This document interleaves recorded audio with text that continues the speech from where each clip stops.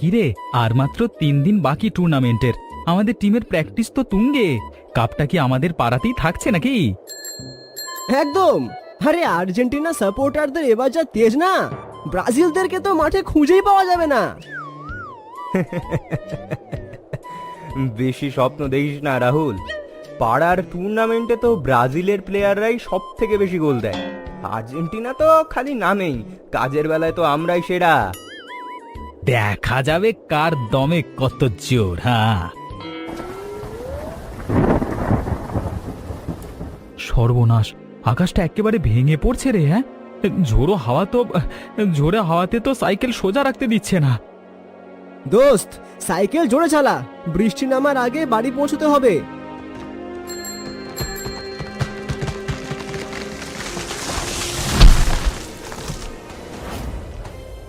ও বাবা গো, পাটা মনে হয় মোচকে গেল, নড়াতে পারছি না রে। কিরে অর্ণব, দেখি দেখি কোথায় লেগেছে। সর্বনাশ, এই কাদা আর বৃষ্টির জন্য কিছুই তো দেখা যাচ্ছে না। আরে ফুটবল টুটবল পরে হবে, অর্ণবের পা তো ফুলে যাচ্ছে। চল চল, আগে ওকে কাঁধে নিয়ে বাড়ি পৌঁছাই। ধর, আমি সাহায্য করছি। বৃষ্টির তোড় বাড়ছে, চল দ্রুত চল।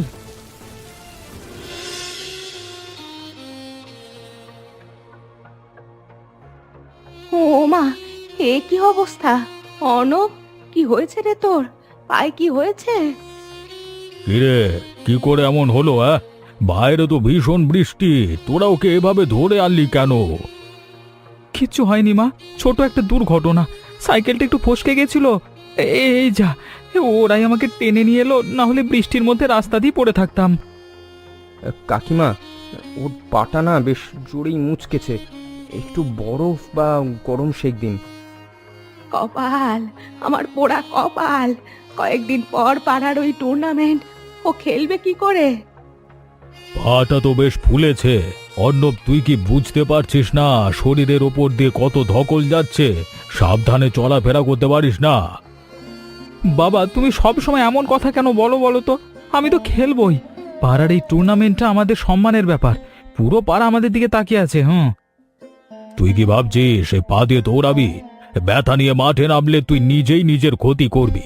আমি এক্ষুনি তোকে ডাক্তারখানা নিয়ে যাবো, এক্স রে করতে হবে। হ্যাঁ,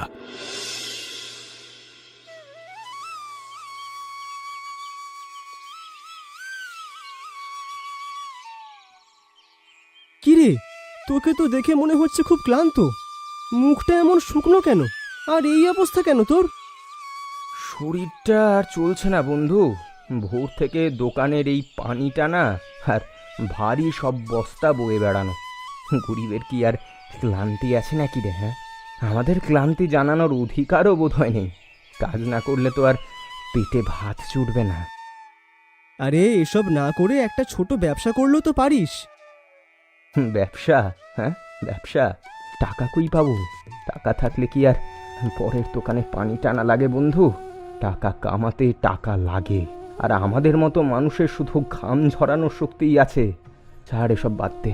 বল, আজ এই অসময়ে এখানে কি মনে করে? মাঠের অবস্থা খুব একটা সুবিধের নয়।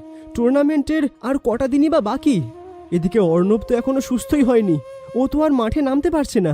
তাই ভাবলাম আজ বিকেলে আমরা যদি বাকি প্লেয়ারদের নিয়ে ওই মাঠটা একটু প্রস্তুত করে ফেলি। আজকে আর হবে না রে রাহুল, শরীরটা আজ একদম সঙ্গ দিচ্ছে না। আর দেখ, বিকেল গড়িয়ে সন্ধ্যা নেমেছে। আমরা বরং অন্যদিন করি। অনিমেষ, তুমি এই সময় এসেছো কেন? আর তোমাকে এমন বিধ্বস্ত দেখাচ্ছে কেন? কি হয়েছে তোমার? কিছু না সুজাতা, সারাদিন একটু বেশি ধকল গেছে তো, তাই এমন লাগছে। তুমি চিন্তা করো না, সব ঠিক হয়ে যাবে। না, সব ঠিক নেই। তোমার এই চেহারা দেখে আমার বুকটা ফেটে যাচ্ছে। কেন এত খাটছো তুমি? কিচ্ছু তোমার বাকি নেই তোমার শরীরে। আমি খাটছি একটা স্বপ্নের জন্য। টুর্নামেন্টটা সামনেই। আমি জানি ওটা জিতলে প্রাইজ মানি হিসেবে যে টাকাটা পাবো তা দিয়ে একটা ছোট্ট মুদি দোকান শুরু করতে পারবো আমি। কিন্তু যদি না যেত, ওই টাকা ছাড়া কি তোমার আর কোনো পথ নেই? হারার কথা আমি ভাবছি না। এই দোকানটাই আমার জীবনের শেষ ভরসা। এটা হলে আমার অন্তত একটা পরিচয় হবে। তখন তোমার বাবার সামনে গিয়ে মাথা উঁচু করে বিয়ের কথাটা বলতে পারবো। কিন্তু তোমার শরীরটা তো আর এই ধকল সইবে না। মানুষের শরীরের চেয়ে মনের জেদ বড় সুজাতা। তুমি বড্ড জেদি, কিন্তু তোমার কষ্ট আমি আর দেখতে পাচ্ছি না। আর মাত্র কয়েকটা দিন। মনে হয় মা আসছে। তুমি এখন যাও, মা দেখতে পেলে খুব ঝামেলা হবে। ঠিক আছে, আমি যাচ্ছি, নিজের খেয়াল রেখো। তুমি যাও, ধরা পড়লে এবার আমার বাবা কিন্তু আর আস্ত রাখবে না।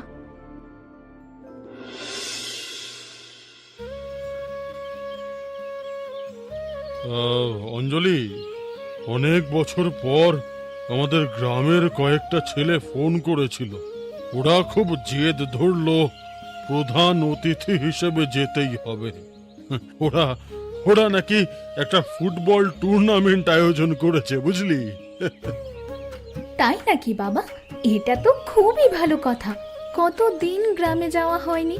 তুমি যাবে না? আমার যেতে ইচ্ছে করছে। তুই যাবি?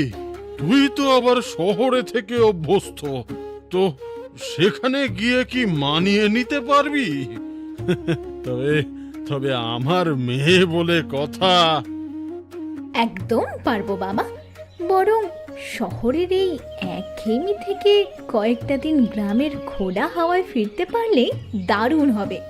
তুমি যখন যাচ্ছ, আমাকে একা রেখে লাভ নেই। বেশ বেশ। তাহলে আর দেরি কেন বাবা? চলো আমরা গ্রামের বাড়িতেই যাই। তুমি যখন প্রধান অতিথি, তখন আমি তোমার সহকারী হিসেবে না হয় থাকলাম। কবে বেরোচ্ছি? তোর কলেজের কাজগুলো সব গুছিয়ে নে, খুব বেশি দেরি করাটা ঠিক হবে না। আমার মনে হয় আগামীকালের মধ্যেই আমাদের রওনা হওয়াটা উচিত হবে। তা তোর কি কোনো অসুবিধা হবে? না বাবা, কোনো অসুবিধা নেই। আরে অর্ণব, তোর পায়ের এখন কি অবস্থা? একদম ঠিকঠাক।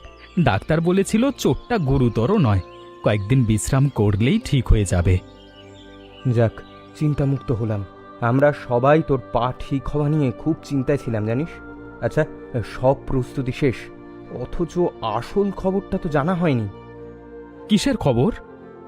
আরে আমাদের গ্রামের সেই রুদ্রপ্রতাপ বাবু শহরে বড় চাকরি করেন।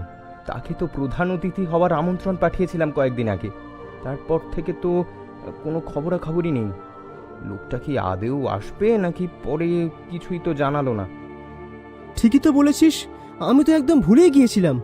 ওই ভদ্রলোক কি শহর থেকে গ্রামে আসার সময় পাবেন? বড়লোক মানুষ, তাদের হাতে সময় কই?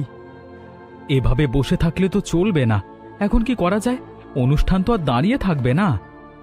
তুই বরং একটা কাজ কর রাহুল, এখনই ওনাকে একবার ফোন লাগাতো। ঠিক আছে, আমি কল দিচ্ছি।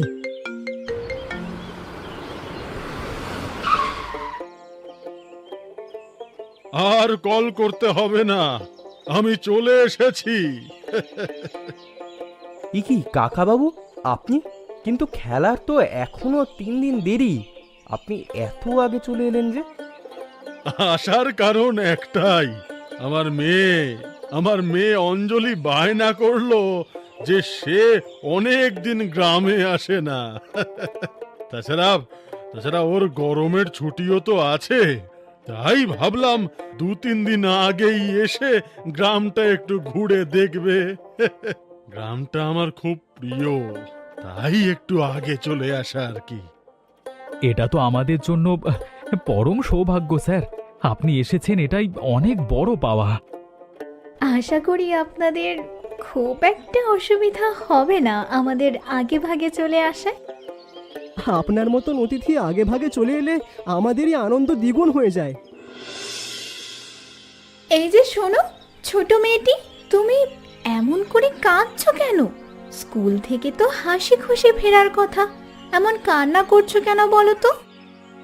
স্কুলের স্যার আমাকে বলেছে পরীক্ষার ফি জমা দিতে না পারলে আমাকে পরীক্ষার হলে ঢুকতে দেবে না।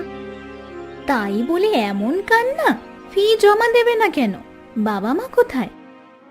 বাবা সারা দিন খেটে যা আয় করে তা দিয়ে সংসারের খরচ চলে। মা বলেছে এ মাসে ফি দেওয়ার মতো কোনো জমানো টাকা নেই, কিন্তু পরীক্ষা না দিলে আমি বড় হয়ে কি করে বাবার মুখ উজ্জ্বল করব? আমার তো অনেক বড় স্বপ্ন। তুমি খুব সাহসী মেয়ে। বড় হওয়ার স্বপ্ন দেখলে কষ্ট তো করতেই হয়, কিন্তু তোমাদের বাড়ির অবস্থা কি এতটাই খারাপ? পড়াশোনার খরচ কি একেবারেই জোগাড় করা সম্ভব নয়? আমরা তো সাধারণ মানুষ দিদি, আমাদের কাছে পড়াশোনা বিলাসিতার মতো। তবে আমার দাদা বলেছে ও এই পাড়ার ফুটবল টুর্নামেন্টে চ্যাম্পিয়ন হয়ে যে প্রাইজ মানি পাবে তা দিয়ে আমার সারা বছরের পড়ার খরচ চালাবে। দাদা আমার জন্য খুব লড়ছে। তোমার দাদা? সে তো দেখছি খুব ভালো মানুষ। তার নাম কি?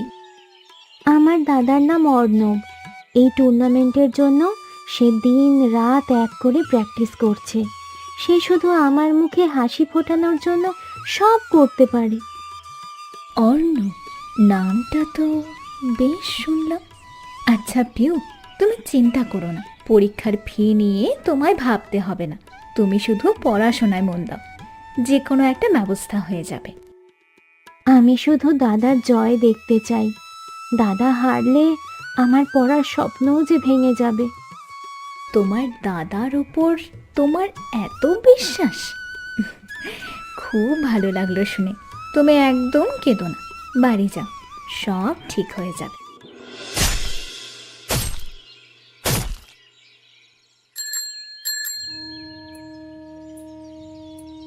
চাচা, এভাবে কাজ করছেন কেন? আপনাকে তো খুব ক্লান্ত লাগছে। রোদে আপনার মুখটা একদম শুকিয়ে গেছে। বাবা, মেঘের যে ভাব, তাতে যে কোনো সময় বৃষ্টি আসতে পারে। আইলটা ঠিক না করলে জমানো জল মাঠে ঢুকে ফসল নষ্ট করে দেবে। আর এখন তো মজুরও পাওয়া যায় না, নিজের কাজ নিজেই করতে হয়। দিন তো শেষ হয়ে এসেছে, আর কতক্ষণ কাজ করবেন? দিন তো আমার হাতে, দেখি কোদালটা দেন দেন। আরে বাবা, তুমি তো খেলোয়াড় মানুষ, বিকেলে অনুশীলন থাকে না তোমার? আমার এই সামান্য কাজের জন্য কেন কষ্ট করছো? অনুশীলন তো সারা জীবনই হবে চাচা, আপনি বরং একটু বিশ্রাম নেন। আমি এইটুকু শেষ করে দিচ্ছি। আপনি অনেক দিন ধরে এই গ্রামের সেবা করছেন, একদিন যদি আপনার কাজে আমি একটু হাত না লাগাই তবে কিসের বড় হলাম? এটাই তো সেই ছেলে, অবিশ্বাস্য। সবাই যখন নিজের জয় নিয়ে ব্যস্ত, তখন এই ছেলেটা কিনা পরের জমিতে কোদাল চালাচ্ছে। বাহ, ছেলেটা গরিব হতে পারে, কিন্তু ওর মনটা কি পরিষ্কার। এখন তো এমন মানুষ দেখাই যায় না।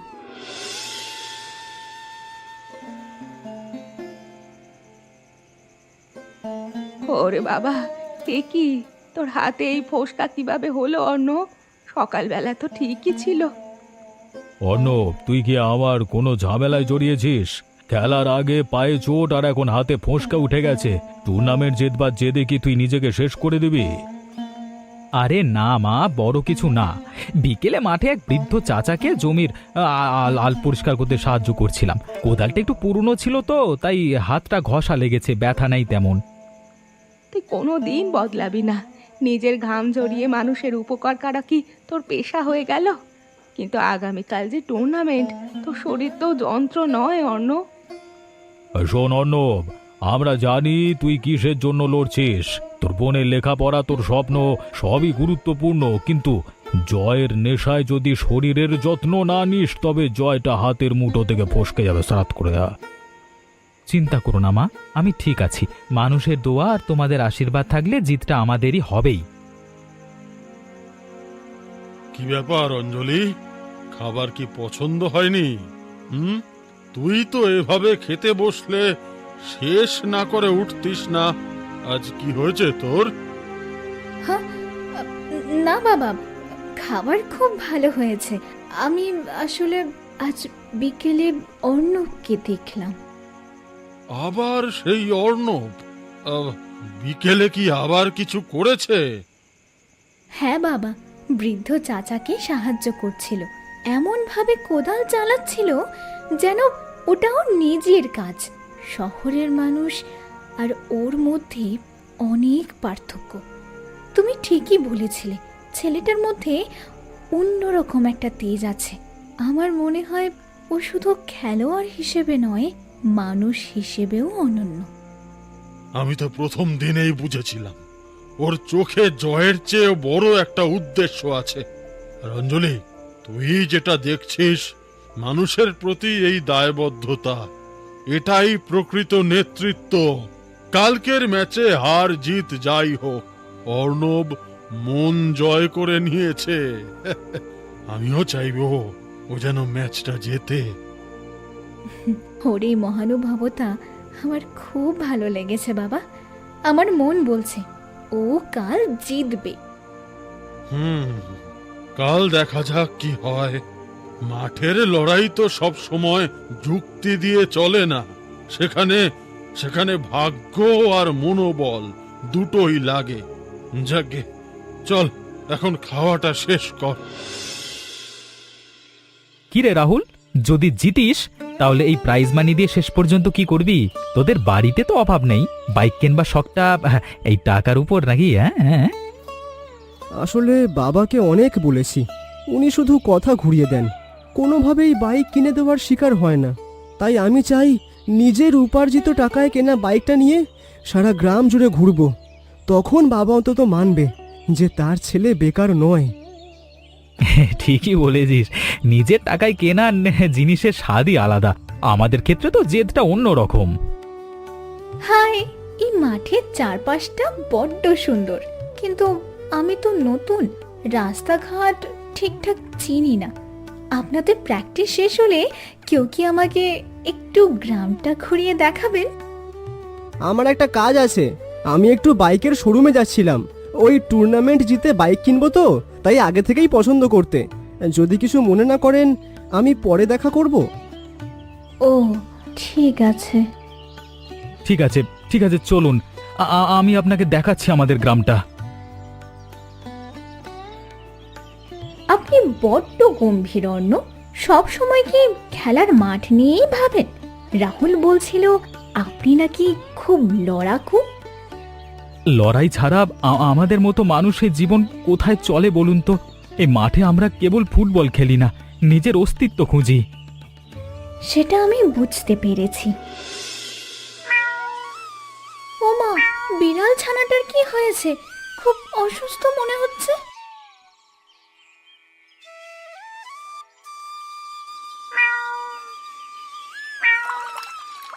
আসলে গরমে আঘাত পেয়ে এমন হয়েছে, একটু জল দিলেই ঠিক হয়ে যাবে। আমাদের গ্রামে কত কি যে ছোট ছোট জীবন প্রতিদিন লড়াই করছে। আপনি কত যত্ন করে এটা করলেন, অথচ মানুষ সাধারণত এসব দিকে তাকাই না। জীবন তো সবারই, ছোট হোক বা বড়। চলুন সামনের দিকে যাই।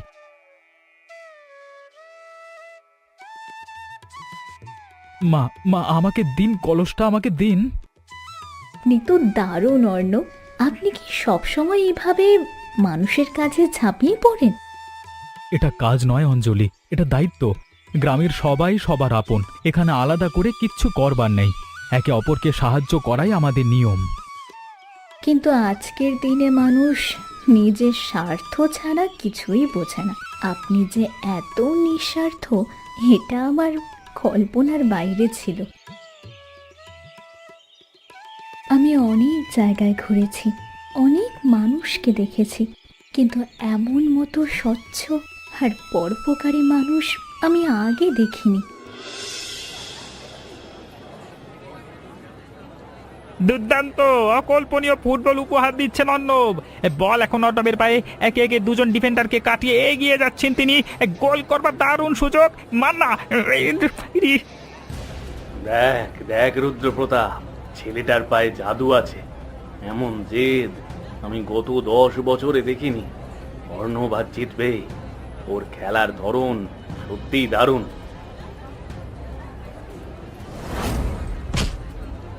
অর্ণব, না, প্লিজ তুমি উঠে দাঁড়াও। ওরে আমার বাচ্চা, আমার অর্ণবের কি ভাগ্যটাই খারাপ। এই মাঠের আমার জন্যই কি বারবারও আঘাত পায়? তুমি কিছু বলছো না কেন? ভাগ্য হয়তো আমাদের সহায় নয়, কিন্তু ওকে যে উঠতেই হবে। অবিশ্বাস্য, অর্ণব আবার উঠে দাঁড়িয়েছে। পায়ের ব্যথা উপেক্ষা করে তিনি বলের দিকে দৌড়াচ্ছেন। এই যে দিকে আজকে তাকে জয়ের পথে নিয়ে যাবে। আমার নামই তো জয়। এই দেখা যাক।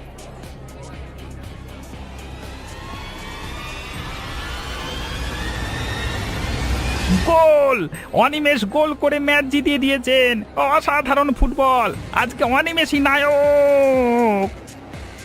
জয় তো অনিমেষ পেল, কিন্তু আমার চোখে আজ অর্ণবই সেরা।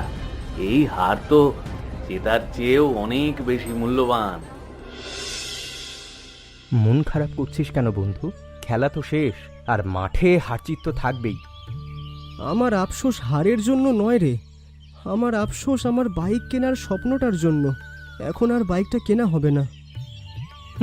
আরে গাধা, তোর বাবা আমাদের বাড়িতে এসেছিলেন, তিনি আমাকে সব বলেছেন। তিনি বাইক কিনে দিতে চাইতেন, কিন্তু তিনি চেয়েছিলেন তুই যেন নিজের যোগ্যতায় কিছু একটা করিস, আর বলেছেন তুই হেরে গেলেও তোকে সে বাইক কিনে দেবেন। আজকে হারলেও আমি খুব খুশি, কারণ আমার বন্ধুর স্বপ্ন পূরণ হয়েছে। কিন্তু অর্ণব, অঞ্জলি, তুই কাঁদছিস কেন?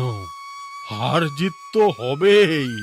আরে এ তো খেলারই অঙ্গ, এটা তো কোনো ট্র্যাজেডি নয়। বাবা, তুমি বুঝবে না, অর্ণবের এই প্রাইজ মানিটা খুব প্রয়োজন ছিল। ও আসলে এই প্রাইজ মানিটা জিততে চেয়েছিল ওর ছোট বোন পিউয়ের পড়াশোনার খরচ চালানোর জন্য। সব বুঝলাম, কিন্তু কিন্তু কান্নার মধ্যে কি অন্য কোনো গভীর রহস্য আছে? তোর এই কান্না কি শুধুমাত্র প্রাইজ মানির জন্য? আসলে অর্ণব খুব ভালো ছেলে বাবা, আমি ওকে পছন্দ করি। অর্ণবের মধ্যে যে মনোবল আছে সেটা আমি দেখেছি। পুরো ম্যাচ জুড়ে সে যা খেলেছে তা এক কথায় দুর্দান্ত। হার জিত তো থাকবেই, কিন্তু জেদ আর সাহসটাই তো আসল। ঠিক বলেছেন রুদ্রপ্রতাপ বাবু। পা মচকে যাওয়ার পরেও যে জেদ নিয়ে ও লড়েছে তা আগে কখনো দেখিনি। জেতার জন্য ওর ওই ভয়ঙ্কর নেশাটা আমার হৃদয় ছুঁয়ে গেছে। অনিমেষ, তুমি চ্যাম্পিয়ন হয়েছো, তোমাকে অভিনন্দন। এই নাও তোমাদের প্রথম প্রাইজ। আর অর্ণব, আজকের ম্যান অফ দ্য ম্যাচ তুমি। তোমার খেলা আর তোমার লড়াই আমাদের মুগ্ধ করেছে। এই নাও তোমার প্রাইজ। অর্ণব, আমরা লক্ষ্য করেছি তোমার বোনের জন্য তোমার লড়াই। আজ থেকে তোমার বোনের পড়াশোনার সমস্ত দায়িত্ব আমাদের। অর্ণব, তুমি গোল করনি, কিন্তু আজ আমাদের সবার হৃদয় তুমি জিতে নিয়েছো। আমি জানতাম তুমি পারবে। আমি আজকে অনেক খুশি। আমিও অনেক খুশি। এখন আর আমাদের বিয়েতে কোনো বাধা রইল না। আমি আজকেই বাবার কাছে তোমার কথা বলবো। আশা করি বাবা দ্বিমত করবেন না। যদিও ম্যাচ জেতার পরেও আমার অর্ণবের জন্য মন খারাপ লাগছিল, কিন্তু গ্রামের মোড়ল আর রুদ্রপ্রতাপ বাবু যখন পিউয়ের পড়ার খরচ বহনের কথা বলেছে, তখন আর কোনো দুঃখ নেই আমার।